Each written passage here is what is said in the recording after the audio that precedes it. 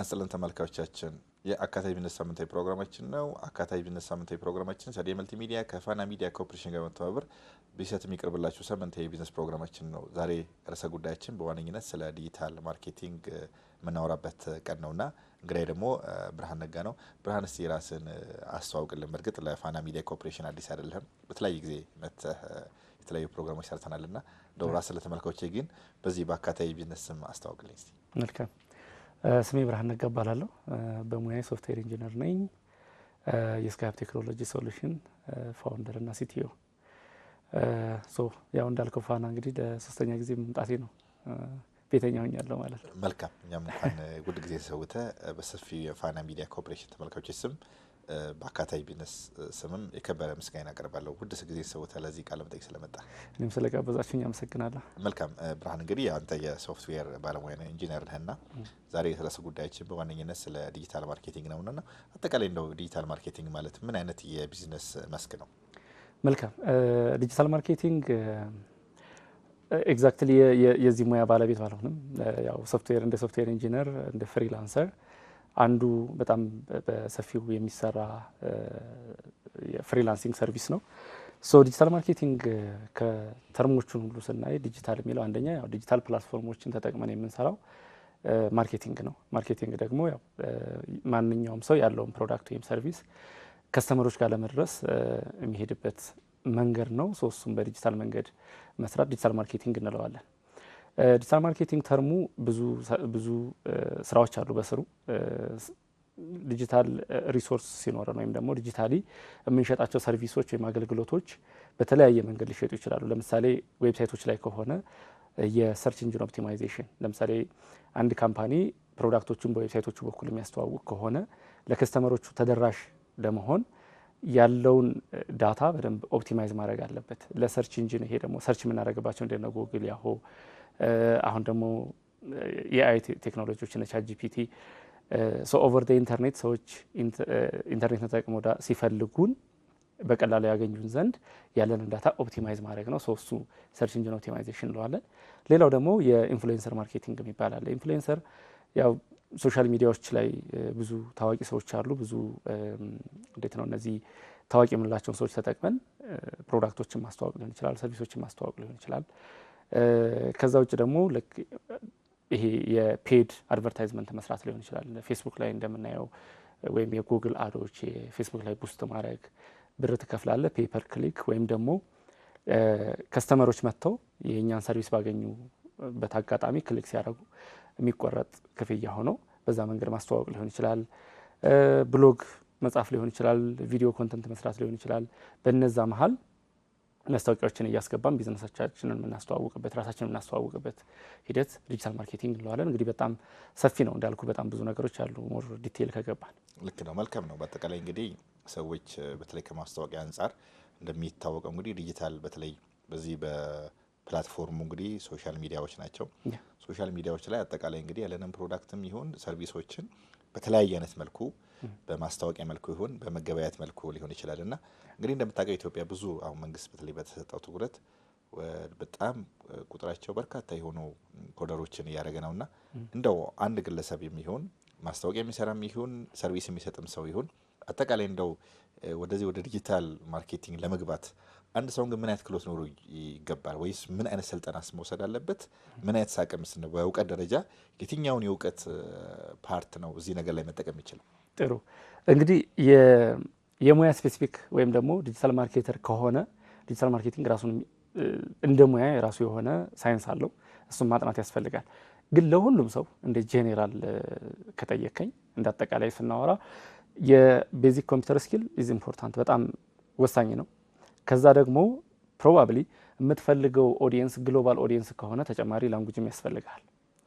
ከዛ ውጭ ግን እንዳልኩ የምትሰጠው ሰርቪስ ራሱን የቻለ የራሱ የሆነ ሳይንስ ስላለው እሱን በደንብ አንደርስታንድ ማድረግ ያስፈልጋል። የኮምፒውተር ስኪሉን ግን ይሄ ልክ እንዴት ነው የሰዎችን ኢንተረስት እንዴት ነው የምታገኘው? ለምሳሌ ፌስቡክ ላይ ቡስት የምታረግ ከሆነ የዲጂታል ማርኬቲንግ ትልቁ አድቫንቴጁ ያንተን ታርጌት ኦዲየንስ ብቻ ነጥለህ ማግኘት ማስቻሉ ነው ትልቁ ነገር። ስለዚህ በዛ ልክ አጥብቦ ለማግኘት ያው የሳይንሱን በደንብ ማወቅ ያስፈልጋል። ዲጂታሊ ሰርቪስም ሆነ ፕሮዳክት ስሸጥ የገዢው ወይም የከስተመሩ ወይም ደግሞ ኮንሱመር ብለህ ያስቀመጥከው አካል ምንድነው የሚፈልገው የሚለውን ኢንተረስቱን ማወቅ ያስፈልጋል። ለምሳሌ ፌስቡክ ላይ ከሆነ የሆነ ቀን ጫማ ሰርች ካረክ የሚቀጥለውም ቀን ተመሳሳይ ነገር ነው ይመጣል። ተመሳሳይ ነገር ለምን ያ ፕላትፎርም ያው እኛ እንደ ሶሻል ሚዲያ ስለምናውቀው ነው እንጂ ማርኬቲንግ ፕላትፎርም የኛን ኢንተረስት እየሸጠ ነው አይደል? ሁሌም ጉግልም ላይ ብትሄድ ማስታወቂያ ታያለህ፣ ሊንክድኢን ብትገባ፣ ፌስቡክን ብትገባ፣ የትኛውም ፕላትፎርም ላይ ማስታወቂያዎች አሉ። ሶ እዛ ላይ የኛ ኢንተረስት እየተሸጠ ነው ማለት ነው። ሶ ማስታወቂያ መስራት የፈለገ ሰው ወይም ደግሞ ማርኬቲንግ መስራት የፈለገ ሰው የከስተመሩ ወይም የኦዲየንሱን ኢንተረስት አንደርስታንድ ማድረግ መቻል አለበት። ሶ የወንድ ጫማ የሚሸጥ ከሆነ ሰውየው ማስታወቂያውን ሲሰራ መሆን ያለበት ወንዶች ብቻ ሳይሆን ደግሞ የእድሜ ገደባቸውን እዛው ሴት ማድረግ። ምክንያቱም ያንተ ፕሮዳክት ለልጆች የማይሆን ወይም ደግሞ ለአረጋውያን የማይሆን ከሆነ እሱንም በኤጅ ሊሚት ታደርገዋለህ። አደሴም ታይም ደግሞ ጂኦግራፊካል አድሬሱ ለምሳሌ አዲስ አበባ ከሆነ ያንተ ኦዲየንስ በአዲስ አበባ ብቻ እንዲሆን አድርገህ ያስፈልጋል። ስለዚህ ቅድም ያልኩ ነገር እንግዲህ ሳይንሱ ሲባል ዲጂታል ማርኬቲንግ ስፔሲፊካሊ ከሆነ የከስተመሩ ኢንተረስት ምንድን ነው የሚለውን ነገር ማወቅ ያስፈልጋል።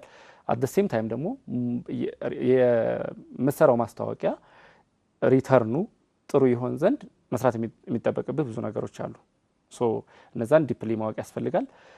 እንደ አጠቃላይ ግን ላይክ አንድ ባለሙያ እኔ ሁሌ የምመለው ነገር ሙያውን በደንብ ማወቅ መቻል አለበት። በደንብ ማወቅ መቻል አለበት ሲባል ሁሌም የሚያልቅ ነው። ይሄ ዲጂታል ላይ የሚያልቅ የሚባል ነገር የለም። ሁሌም የምታጠበው ነገር አለ። አንድ ኤግዛምፕል ምናልባት ፌስቡክ ላይ ድሮ ስንጠቀም ኢንተረስት የምትል ነገር ነበረች፣ ታስታውሳችሁ? ያኔ ኢንተረስታችን ራሳችን ነበር የምናስገባው። አሁን ግን ስሩ ፕሮሰስ ላይክ በምናነባቸው ሞር ኤንጌጅ በምናደርግባቸው ኤሪያዎች ላይ ረጅም ሰዓት ያቆየናል። ደጋግሞ ተመሳሳይ ነገር እያመጣ ዩሲ አሁን ኢቮልቭ እያደረገ ነው ማለት ነው።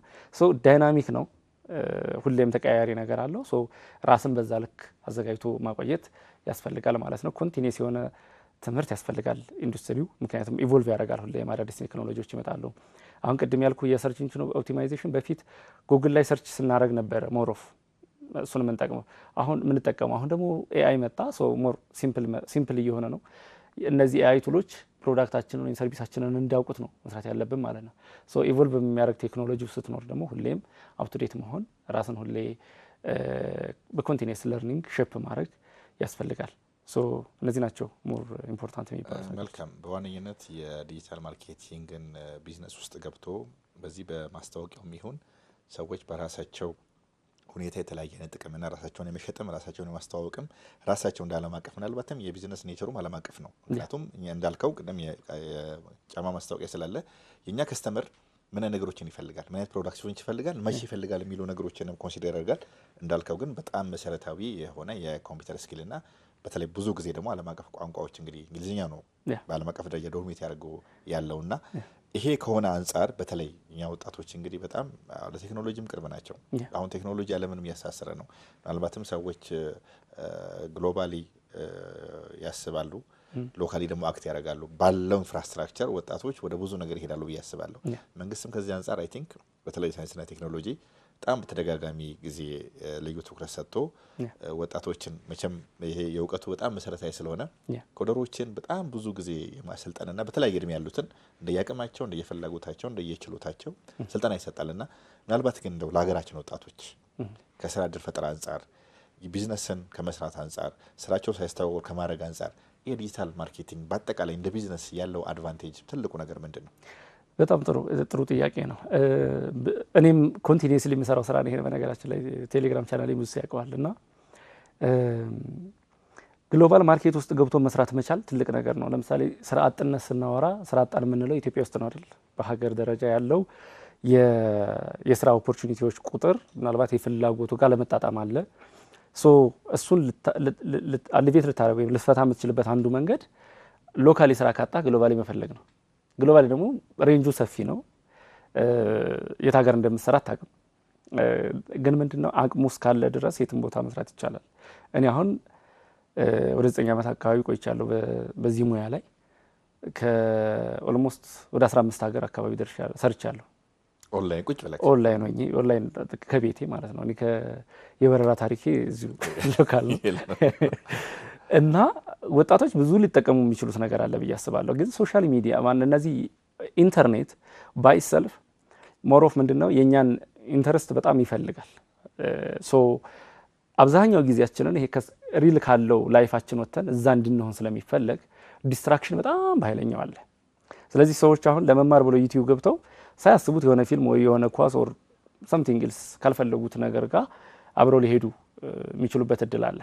ሶ ወጣቱ በጣም መጠንቀቅ ያለበት ነገር ላይክ እነዚህ ዲስትራክሽኖችን ማኔጅ ማድረግ ሞር ዲሲፕሊንድ መሆን ይፈልጋል።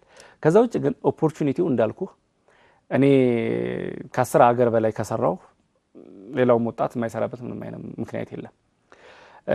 ግን ምንድነው ግሎባል ማርኬት ውስጥ ስትገባ ከሎካል ማርኬት ወጥተህ ኮምፒቲሽኑ በዛ ልክ አይደለም። ላይክ እዚህ በምናውቀው ልክ አይደለም ኮምፒቲሽኑ። በተለይ በእነዚህ በአይቲው ዘርፍ ላይ እነ ህንድ እና ፓኪስታን በጣም ብዙ ፖፑሌሽን ያላቸው አት ዘ ሴም ታይም ደግሞ በደንብ አፍርተው ብዙ ወጣቶቻቸውን ሀገራቸውንም በደንብ መደገፍ የቻሉበት ትልቅ እድል አለና አይ ቲንክ ኢትዮጵያም ያለን ፖፑሌሽን ሰምሃው ከነሱ ጋር የሚቀራረብም ስለሆነ በጣም ብዙ አብዛኛው ወጣት እንደመሆኑ መጠን ወጣቱ ሊመለከተው የሚችለው ትልቅ እድል ነው ብዬ አስባለሁ። ግን ምንድነው መንግስት አሁን ያመጣቸው የ5 ሚሊዮን ኮደርስ ኢኒሺዬቲቭ ጋር ተያይዞ የመጡ ኮርሶች አሉ።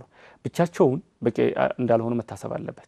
አሁን ምንድነው ሰው እዛ ጋር ሰርቲፋይድ መሆን ማለት ዳይሬክትሊ በቃ ወደ ግሎባል ማርኬቱ ለመግባት የሚያስችል ነገር እንደሆነ አድርጎ ዳይሬክት የመውሰድ ነገር አለ። ቅድም እንዳልኩት የዚህ ቴክኖሎጂ ላይ ሲሰራ ኮንቲኒዩስሊ መማር አለበት። ሁሌም እኔ አሁን 9 ዓመት ሰርቻለሁ ብያለሁ። 9ኙንም ዓመት ተማሪ ነኝ።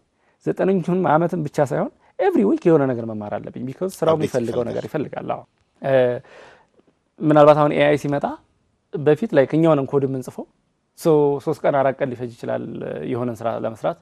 አሁን ግን በአንድ ቀን ነው ሰርተን እንድሰጣቸው የሚፈልጉ። ቢኮዝ ኤአይ አለ። 3 ቀን 4 ቀን ይፈጅብኛል ልትል የምትችልበት ምንም ነገር የለም። ሶ በዛ ፔስ ለመሄድና ደግሞ ኮንቲኒዩስ የሆነ ፕሮግረስ እንዲኖረኝ ወይ እድገት እንዲኖረኝ የግድ ራሴን ከዛ ከቴክኖሎጂ ጋር ማዛመድ አለብኝ። እንዴት ነው ምንድነው እየተቀየረ ያለው አንቲሲፔት ማድረግ አለብኝ። ከሚቀጥለው 2-3 ዓመት በኋላ ምን ሊመጣ ይችላል የሚለውን ነገር አስቤ በዛ ልክ ራሴን ማዘጋጀት አለብኝ። ሶ ወጣቶችም እስከዛሬም እንደምንለው ኮንቲኒዩስ ለርኒንግ በጣም አስፈላጊ ነው ሁሌ። ከዛ ውጭ ግን መንግስት ሞሮፍ ወደ ኮደርስ ነው የመጣው። እሱ ብቻ በቂ አይደለም ብዬ አስባለሁ እኔ። ቢኮዝ ሌሎችም አሁን ዲጂታል ማርኬቲንግ ትልቅ ሙያ ነው። ቅድም እንዳልኩ በጣም ብዙ ናቸው በሱ ስር ያሉት። ብዙ ኮንተንት ክሬተሮች አሉ በጣም አሁን የተለያዩ ሶሻል ሚዲያ ላይ የሚጽፉ። እነሱ አሁን ወደ ፕላትፎርም ወስደውት የራሳቸው ብሎግ ኖሯቸው ምናምን ኮንተንታቸው ሞኔታይዝ መደረግ ይችላል። ቪዲዮ የሚሰሩ እንደዚሁ ቪዲዮዎች በደንብ ኮንተንት ሞኔታይዝ መደረግ ይችላሉ። ብዙ ዩቲዩበሮች ታያለ ብዙ ቪዲዮ የሚሰሩ ትላልቅ ሚዲያዎችም ሳይቀሩ። ግን እንዴት ነው the way ቪዲዮ የሚለቁበት ወይም ደግሞ ቪዲዮውን አፕሎድ ሲያደርጉ ያለው ነገር ሞር ኦፍ ትራዲሽናል ሆኖ ታገኘዋለህ። ሶ ዴር ኢዝ በጣም ብዙ መሰራት የሚችል ነገር ሰርች ኢንጂን ኦፕቲማይዜሽን ያለው ቅድም እዛ ላይ ዩቲዩብ ላይ አፕላይ መደረግ ይችላል። ኦኬ ሶ ወጣቶች ብዙ ሊሰሩት የሚችሉት ነገር አለ። ግን መነሻው ካለ ፕሮሚሲንግ ከሚቀጥሉ 3-4 ዓመታት ውስጥ እንግዲህ ብዙ ፕሮግራመሮችን እናያለን ብዬ አስባለሁ። ምክንያቱም አትሊስት እንደ መነሻ የሚሆን ነገር ካገኙ ቀሪውን ነገር ደግሞ በራሳቸው ፊገር አውት አድርገው ራሳቸው አንብበው መሄድ የሚችሉበት እድል አለ ብዬ አስባለሁ። በዙሪያም እንዳልኩ እኔም ያለችኝን ኤክስፒሪየንስ ሼር ስለማድረግ ብዙ ልጆችን የማየት እድሉ አለኝ። አሁን አፕወርክ ላይ እንደዚህ ስራ ጀምሬ ፍሪላንሲንግ ጀምሬ ይሄን ያክል ገንዘብ ሜክ ማድረግ ችያለሁ ቴንኪዩ ምናምን የሚሉ ልጆች እሰማለሁ ብዙ በየቦታውና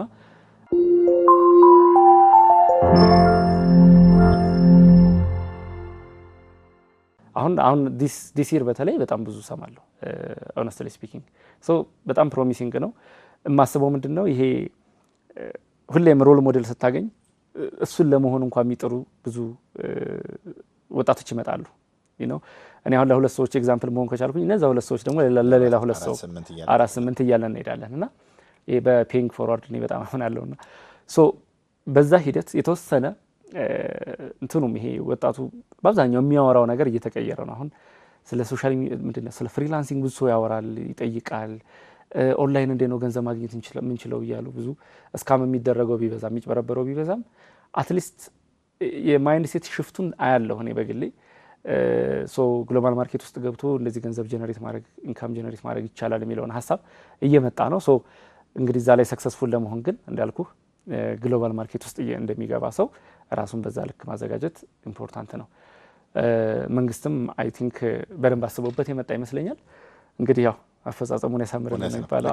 በጣም መልካም ነው። በተለይ ዓለም አቀፍ ተሞክሮንን እንደ ሀገር ወጣቶች ራሳቸውን በዚህ ቴክኖሎጂ ውስጥ አጥረው ከቴክኖሎጂ ጋር በጣም ኮፕ አፕ የሆነ እውቀት ፈልገውና የትኛው ኤሪያ ላይ መስራት አለብን የሚለውን ነገርና በተለይ ነገርየው ግሎባሊ ነው ያለው ጉዳይና ውድድሩም ግሎባሊ ነው።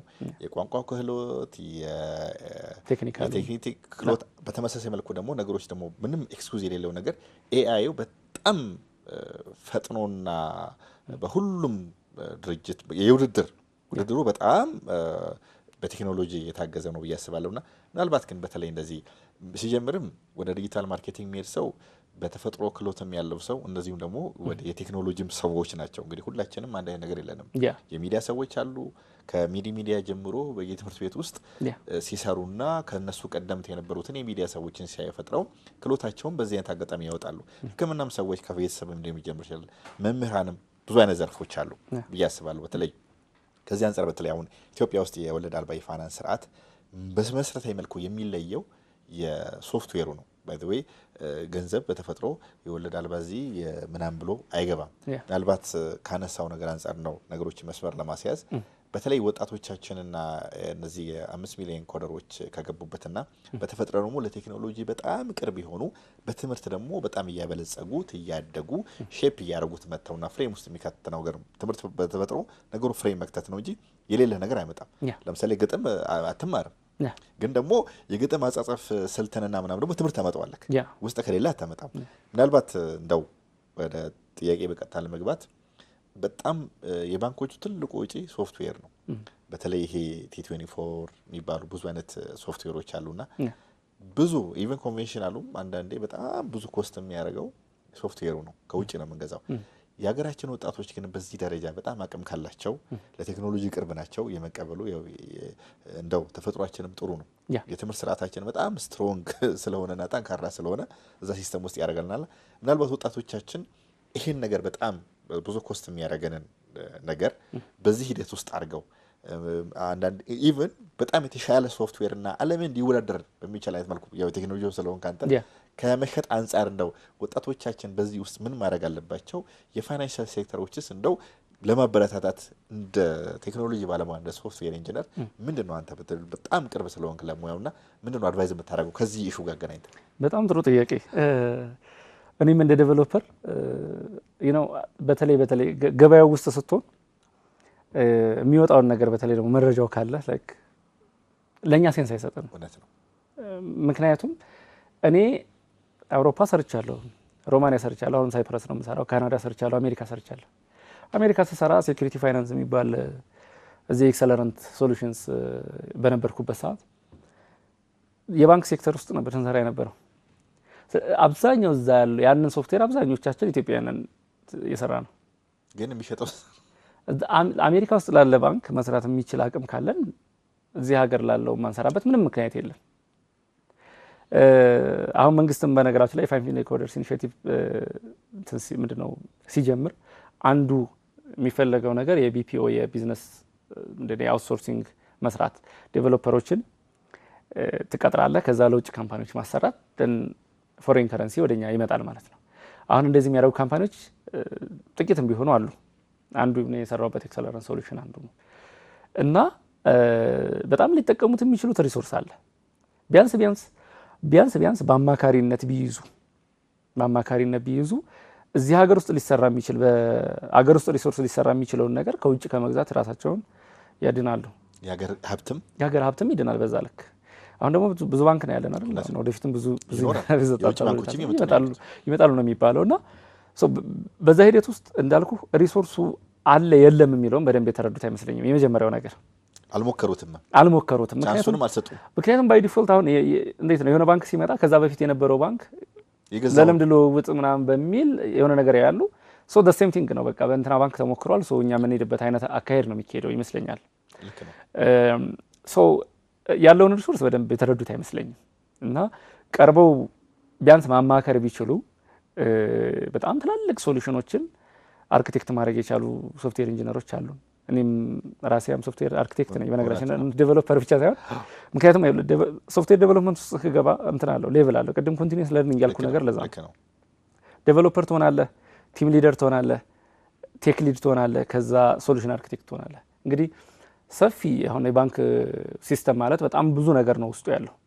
ሶ አንዱን ነገር መንካት ሌላው ላይ ሊኖረው የሚችለውን ኢምፕሊኬሽን ምናምን በደንብ ቀድሞ መገመት የሚችል አርኪቴክቸሩን መስራት የሚችል ባለሙያ የተወሰነ ሲኒሪቲ ይፈልጋል። እንግዲህ ምናልባት ሚኒመም 7 ዓመትና ከዛ በላይ መስራት ይጠበቅብሃል በዛ ሌቭል። በእኔ ጀነሬሽን ዲስ ዴይስ እንኳ የአሁን ልጆች በጣም ፈጣን ናቸው። ቴክኖሎጂውን በደንብ ኤአይም በጣም ነው የሚያግዛቸው እና በጣም መሰራት የሚችል ነገር ነው። ባንኮች ብቻ አይደሉም፣ የመንግስት ተቋማትም እኔ ከዚህ በኋላ አትሊስት ከውጭ ሶፍትዌሮችን ኢምፖርት ማድረግ ተገቢ ነው ብዬ አላምንም በራሴ። ምክንያቱም የበቃና ክሎቱ ያለው ሰው አለ፣ በደንብ የበቃ በደንብ እድሉን ያላገኘ ሰው ነው ያለው። አዎ እና ላይክ እንዴት ነው ሪሶርሱን በደንብ አድርጎ ቢያንስ በማማከር ረገድ መስራት ያስፈልጋል። ያው ትልቁ ችግር ምንድነው አሁን እኛ ጋር እንደዚህ በዚህ ሲኒሪቲ ሌቭል ላይ ያሉትን ዴቨሎፐሮች መቅጠር ኦልሞስት አይታሰብም። ቢኮዝ ኦልሬዲ ግሎባል ማርኬት ውስጥ ገብቼ መስራት ከቻልኩኝ እዚህ እንዴት ነው የሚፈቃ ነገር ሊከፍሉኝ የሚችሉበት እድል እንደሌለ በዲፎልት አውቀዋለሁ። ግን አትሊስት አማካሪ አድርገው መያዝ ቢችሉ አቮይድ ማድረግ የሚችሉ ነገር አለ። ከታች ያለውን ቲማቸውን ማብቃት ይችላሉ። ኢንኮላቦሬሽንን መስራት ቢችሉ ጥሩ ነው። ምክንያቱም እነሱ እንዴት ነው ለዴቨሎፕመንቱን ለማካሄድ ኢንቨስትመንት የሚፈልጉ አማቃቸውን በግል የማቃቸው አሉ። ባንኮቹ እሱን ኢንቨስትመንት መስጠት ቢችሉ እና ደግሞ ዴቨሎፐሮቹ ወይም ደግሞ ባለሙያዎቹ ሙያዊ ሰርቪስ ቢሰጡ ሁለቱም ተያይዘው ማደግ የሚችሉበት በዛው ልክ ደግሞ ሀገራቸውን ሁለቱም ሴቭ ማድረግ የሚችሉበት ትልቅ እድል አለ ብዬ አስባለሁ። መልካም፣ ይሄ ትልቅ ነገር ነው። በተለይም የኛ ሀገር አጠቃላይ ፋይናንሻል ሴክተሮቹ አንደኛ ሀገር ሀብት ነው፣ ሁለተኛ የኢትዮጵያ ውስጥ ያሉት የሶፍትዌር አርኪቴክቶችም ይሁን ዴቨሎፐሮቹም ይሁን አይቲ ሶሉሽን ላይ የሚሰሩት በጣም ይበቁ ራሳቸውን ሌላም ሀገር እንደ ኮምፒታንት ሆነው በዓለም አቀፍ ደረጃ እንደተባለው ደግሞ በማማከር ደረጃ ኢቨን ከውጭ የሚመጣው ነገር እንዴት ነው በማወዳደር አንዳንዴ እኮ ቻንሱን ካልሰጠሁ የሰውንም ክሎቱንም ብቃቱንም ላታቅ ትችላለህ። ከዛ የበለጠ ግን ስፔሻሊ አሁን የዶላር ኢሹ በዓለም አቀፍ ላይ እንግዲህ በጣም አሳሳቢ ነገር ነውና ኢትዮጵያ እንደውም በተቻለው መጠን ያንን ነገር በሱ አንደኛ ለኛም የስራ እድል መፍጠር ነው፣ ሁለተኛ ደግሞ አስተማማኝም ነው። ለምሳሌ የኢትዮጵያ ብሔራዊ ደህንነት መረጃ ወይም ደግሞ የኢትዮጵያ ኢንሳ የሚባለው በአጠቃላይና ብዙ ነገሮችን እንደውም አንዳንድ ባንኮች የሞከሩትም አሉ በዚያው ሀገር ዴቨሎፕ ሆነው ፍቃድ ሰጥተዋቸው በዛ ልክ የሚሰርበትም አጋጣሚ አለና ይሄ በጣም ሊበረታታ መንግስትም እንዳቅጣጫ ምናልባት አስገዳጅም ማረጉ ላይ ስፔሻሊ ብሔራዊ ባንክ ምናልባት በጣም ዶሜስቲካሊ ዴቨሎፕ የሆኑ ግን ደግሞ በዓለም አቀፍ ደረጃ ኮምፒታንት የሆኑ ዓለም አቀፍ ከዛም መጣ ከዚህ መጣ በጣም ኮምፒታንት የሆነውን ሰርቪስ መስጠት ነው። ግን ደግሞ ለሀገር ሲሆን ደግሞ ቅድሚያ መስጠት አለባቸው። እንደ ሀገርም ጥቅም ነው፣ ብዙ ነገሮችን የሚያመጣልና የዶላር ኢሹ ደግሞ እንደሚታወቀው ነው በጣም ዓለም አቀፋዊ ነገር ነው።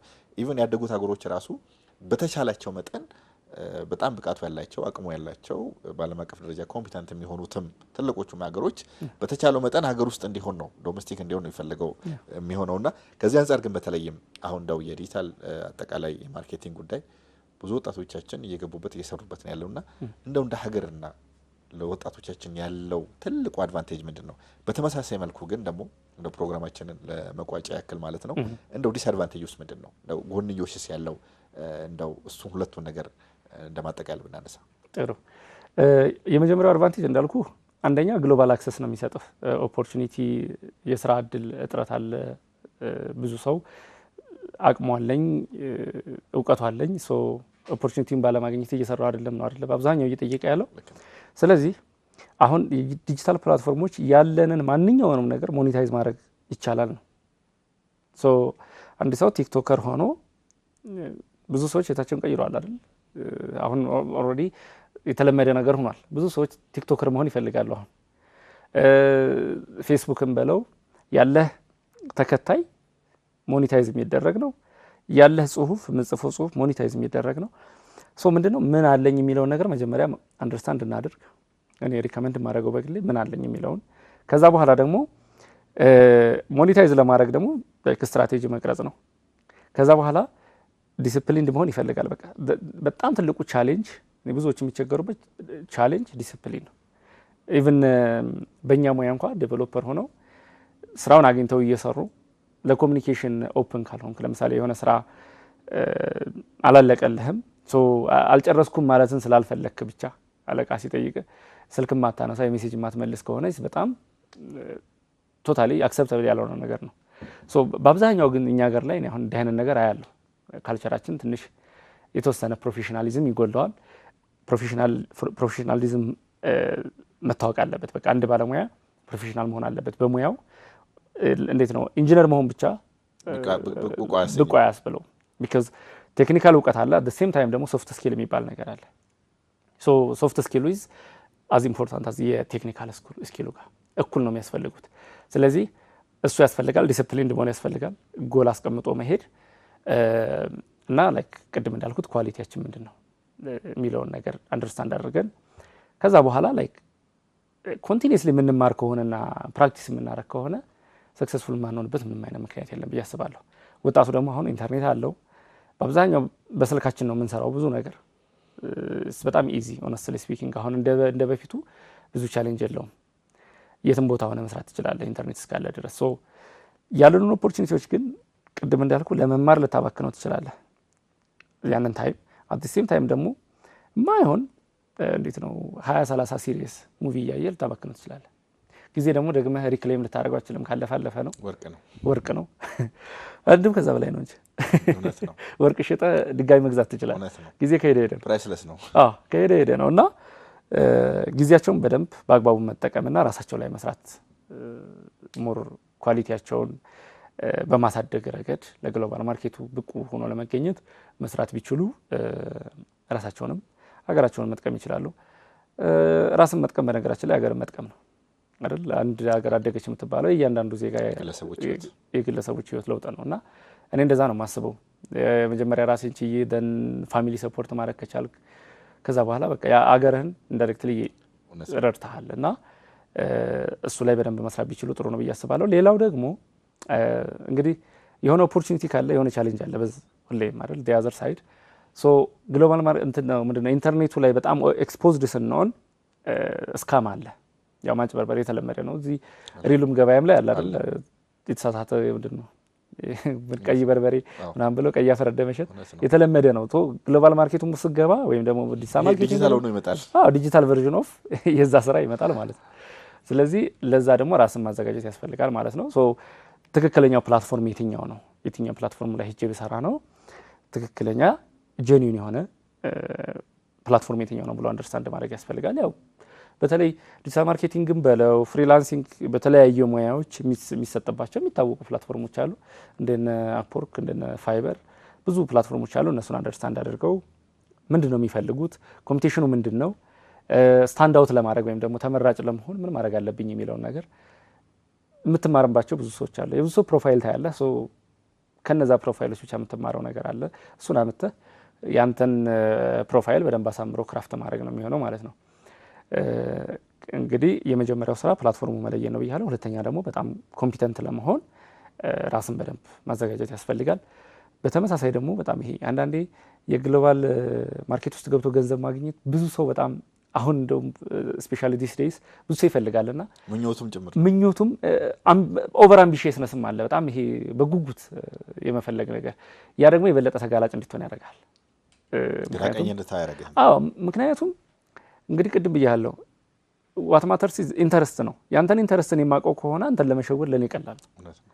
አንተ ቪዲዮ ኤዲቲንግ ሰራለሁ ብለህ ካወራኸኝ የሆነ ቪዲዮ ኤዲቲንግ እንሰራ ሊፈልግ ነበር ብዬ እስከማድረግ እችላለሁ። ሲምፕሊ በቃ በሙያ ስራ አገኘሁ ምናምን ብሎ ይሰራል ሰውየው። ግን ሌጂት ያልሆነ የማይታወቅ ፕላትፎርም ላይ ይሆናል። አንተም ስራውን ሰርተህ በተሻለ ማግኘት የሚገባህ ነገር ሳታገኝ ትቀራለህ ማለት ነው። ሶ የተወሰነ ታጋሽም መሆን ቶሎ ፍሬውን ከመፈለግ ይልቅ ላይክ በደንብ አድርጎ ራስን አብቅቶ መስራት ያስፈልጋል። ሶ ከዛ በኋላ ብቁ ከሆንክ ማንም ይፈልጋል። ምንም እንትን የለውም። ያው እኔም ስላለፍኩበት መጀመሪያ አካባቢ ስራ እስከምናገኝ በጣም ኃይለኛ ጉጉት ነበረ። እዛም እዚህም መሞከሩ ስታገኝ ደግሞ አንድ ሴኩር ስታደርግ 3-4 ይመጣል በተከታታይ በእርግጠኝነት።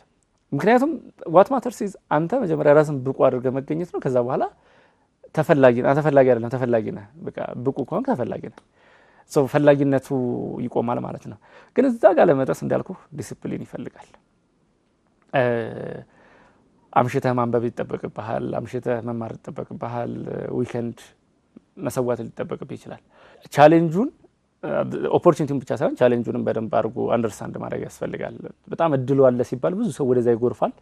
ግን ደግሞ ማድረግ የሚገባውን ነገር ሳያደርግ መሄድ በጣም ቤዚክ ነገር ልጠይቅ አይገባም። እዛ ከገባ በኋላ እንዴት ነው የሆነ ሰው ገበያ እንዴት ነው መርካቶ ቃል ገዛ ከሄድክ አትሊስት የት ቦታ እንደምታገኝ በደንብ ማወቅ አለብህ አይደል? ቢኮዝ መርካቶ ሰፊ ነው አይደል? ናቹራሊ ግሎባል ማርኬት ውስጥ ሲሆን ደግሞ እንደና አፕወርክ ያሉ ፕላትፎርሞች ላይ ሲሆን ምናልባት ኢማጂን ለማድረግ ሁላ የማትችለው አይነት በጣም ሰፊ ነው። ሶ ምንድነው የምሰራው? ኦፖርቹኒቲው ምንድነው? ቻሌንጁ ምንድነው የሚለው ነገር አንደርስታንድ ማድረግ እና መረዳት ያስፈልጋል። ራስን ደግሞ በዛ ልክ ማዘጋጀት ኢምፖርታንት ነው። ከዛ ውጭ ግን ያው ቻሌንጁ የሚጠበቅ ቢሆንም ኦፖርቹኒቲው ሰፊ ነው። ወርዝ ያደርጋል። በቃ ምንም ዋጋ በከፍልለት ወርዝ ያደርጋል። መልካም። የሶፍትዌር ኢንጂነር ብርሃን ነጋ በፋና ሚዲያ ኮርፖሬሽን ስም እዚህ ስቱዲዮ ተገኝተ ስለ ዲጂታል ማርኬቲንግ አጠቃላይ ኤክስፒሪየንስንም እንደዚሁ ደግሞ እንደ ሀገርም እንደ ወጣቶችም ያለውን ጥቅም ያለፍክበትን ነገርም ለሰጠን ሰፊ ማብራሪያና ቃለ መጠይቅ በሰፊው ተመልካቾች ስም እጅግ ክብር ምስጋና ያቀርባለሁ። አመሰግናለሁ። መልካም ተመልካቾቼ፣ የዚህ ሳምንት ፕሮግራም በዚህ ይቋጫል። ከቀሪ የፋና ሚዲያ ኮርፖሬሽን ፕሮግራሞች ጋር መልካም ቆይታ ላለሁኝ። ሳምንት በተለየ ርዕስ በተለየ እንግዳ እስከምንገናኝ መልካም ሳምንት።